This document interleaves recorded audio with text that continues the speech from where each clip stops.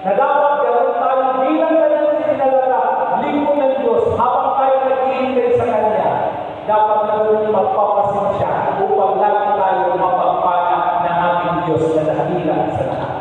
Amen? No? Kasi kung naghihintay tayo na ulo, naghihintay tayo na may mga sakabal sa ating buhay, huwag mong asahan na maganda yung resulta. Pero kung hinihintay natin ito ng buong puso, ng buong kalalakan, ang resulta na natin hinihintay ay pagbubulan ng tabumpayan. Kaya ito sa Simeon at sa Ana, hindi ko sila nabigo. Ang kailangan hinihintay ay kumakinga at kinalaging kadalakan ng kanilang mga puso upang mabigyan ng karangalan ang Diyos na kanilang pinaglilingkuran o ating pinaglilingkuran. Amen?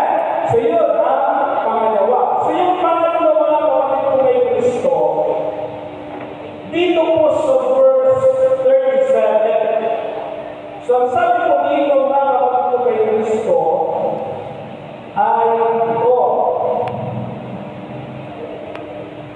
In verse 37.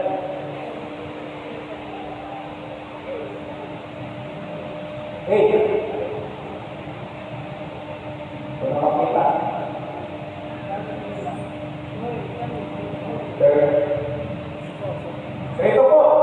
At ngayon, walang pag-apat na maglilingkod, ano bang katatayuan mayroon tayo, ay dapat huwag tayong hihiwalay sa Panginoon, ngunit mas lalo tayong closer sa Kanya upang makita natin ang kabutihan ng Diyos sa ating mga buhay. Amen. Sa pag-sinasabi ng Dr. 15 verse 5, wala kayong magagawa kung kayo'y hiwalay sa akin. Amen. Ang tapat na naglilingkod sa pagkinalaga bilang lingkod ng Diyos, tapat ang kanyang puso sa Panginoon, at dahil siya'y tapat, malapit na malapit siya sa Diyos. Amen. Yun ang gusto ng Diyos sa atin. Tulad ng Simeon, anumang kalalaman sa kanyang buhay, hindi siya nang ginawa.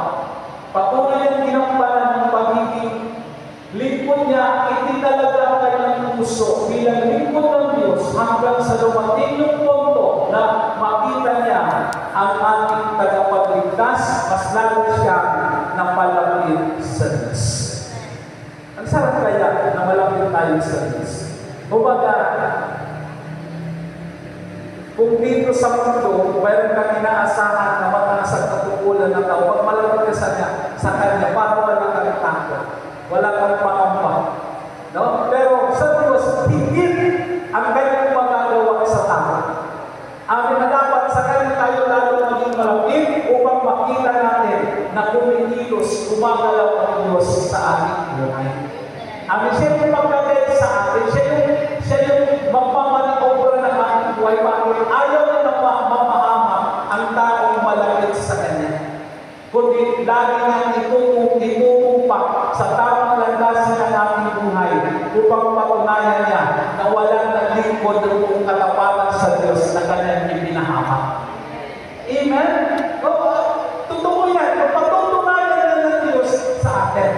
Kung ikaw at ako'y nakatalaga bilang ikaw at ako'y lingkod ng Diyos na dapat makita sa atin ng katapatan at ang katapatan ay akibat na pagiging matuwid, may akibat na pagiging malapit sa Diyos. Amen?